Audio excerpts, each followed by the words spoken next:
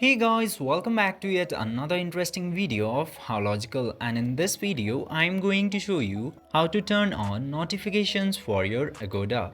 So without any further ado, let's dive right into this exciting video.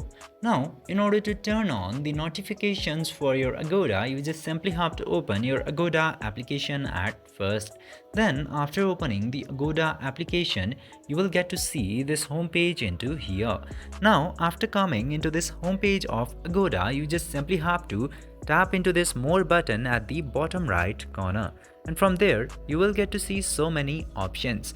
Now you just simply have to scroll down a bit, and after scrolling down you will get the option of notifications into settings. Just simply tap into that notifications option, and from here you will get the option of turn on notification. In order to turn on, just simply tap into turn on notifications option and click to allow into here. Then after confirming this very easy steps, you will get the notifications of useful reminders, messages, host notifications and deals or recommendations into here. This way you can easily enable push notifications or notification for Agoda. I hope this video was helpful for you. If yes, don't forget to like, share and subscribe to the channel to never miss another update.